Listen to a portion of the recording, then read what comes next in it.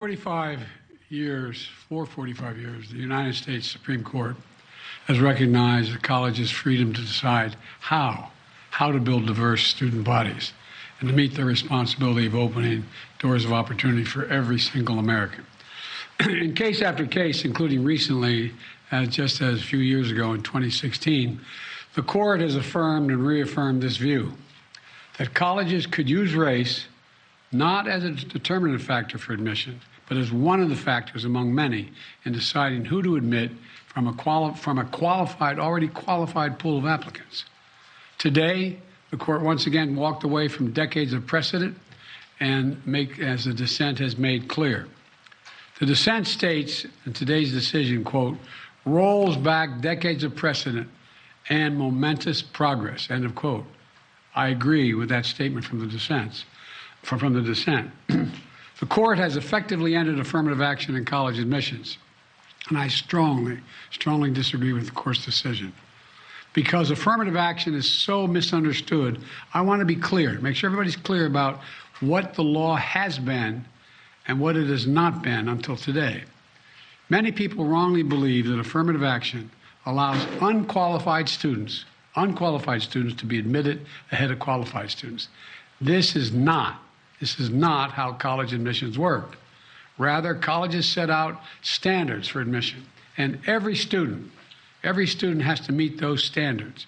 Then and only then, after first meeting the qualifications required by the school, do colleges look at other factors in addition to their grades, such as race. The way it works in practice is this.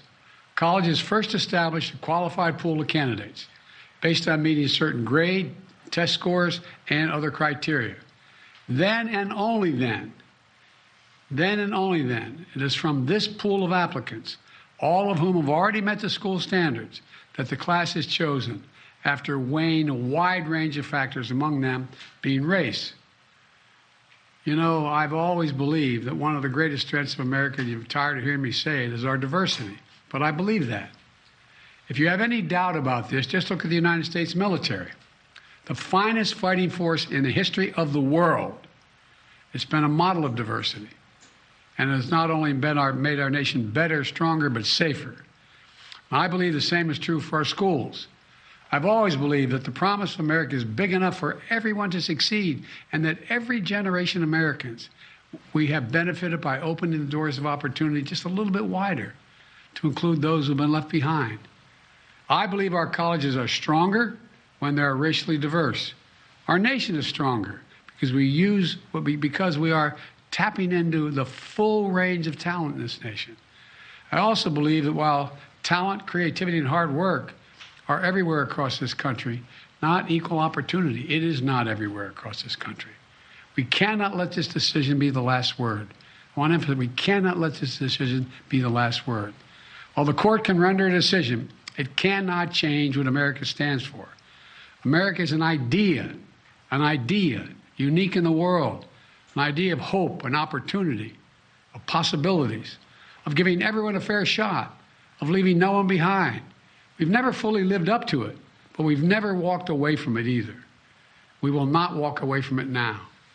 We should never allow the country to walk away from the dream upon which it was founded. That opportunity is for everyone, not just a few.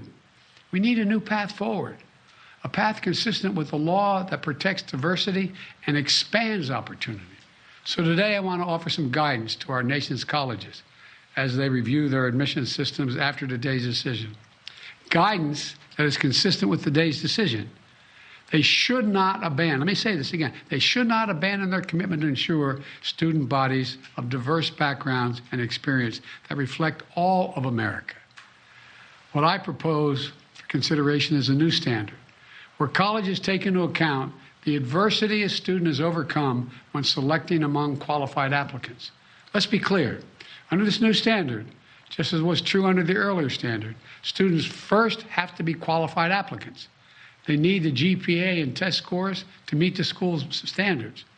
Once that test is met, then adversity should be considered, including a student's lack of financial means, because we know too few students of low-income families, whether in big cities or rural communities, are getting an opportunity to go to college. When a poor kid, maybe the first in their family to go to college, gets the same grades and test scores as a wealthy kid, whose whole family's gone to the most elite colleges in the country, and whose path has been a lot easier. Well, the kid who faced tougher challenges has demonstrated more grit, more determination, and that should be a factor that colleges should take into account in admissions, and many still do. It also means examining where the student grew up and went to high school. It means understanding the particular hardships that each individual student has faced in life, including racial discrimination that individuals have faced in their own lives. The court says, quote, "Nothing in this opinion should be construed as prohibiting universities from considering an application's discussion of how race has affected his or her life, but be it through discrimination or inspiration or otherwise," end of quote. Because the truth is, we all know it, discrimination still exists in America. Discrimination still exists in America. Discrimination still exists in America. Today's decision does not change that. It's a simple fact. If a student had to overcome adversity on their path to education, the college should recognize and value that. Our nation's colleges and universities should be engines of expanding opportunity through upward mobility. But today, too often, that's not the case. The statistics, one statistic, students from the top 1% of family incomes in America are 77 times more likely to get into elite college than one from the bottom 20% of family incomes. 77% greater opportunity.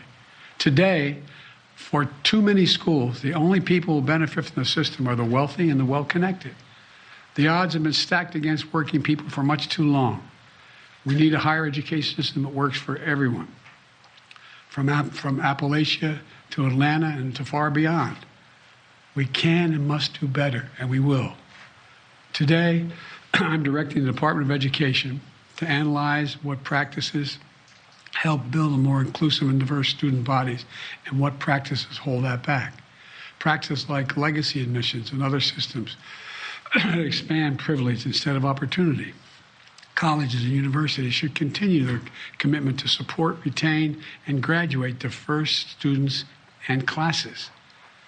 And companies who are already realizing the value of diversity should not use this decision as an excuse to turn away from diversity either. We can't go backwards. I know today's court decision is a severe disappointment to so many people, including me. But we cannot let the decision be a permanent setback for the country. We need to keep an open door of opportunities. We need to remember that diversity is our strength. We have to find a way forward. We need to remember that the promise of America is big enough for everyone to succeed. That's the work of my administration, and I'm always going to fight for that. And I want to thank you all. And I know you've been told I have a helicopter out there waiting to go up to do an interview in New York. I'll be talking more about this, a live interview. But thank you very much, and we're going to have plenty of time to talk about this. But we're not going to let this break us. Thank you. President Biden, the Congressional Black Caucus said the Supreme Court has thrown into question its own legitimacy. Is this a rogue court? This is not a normal court.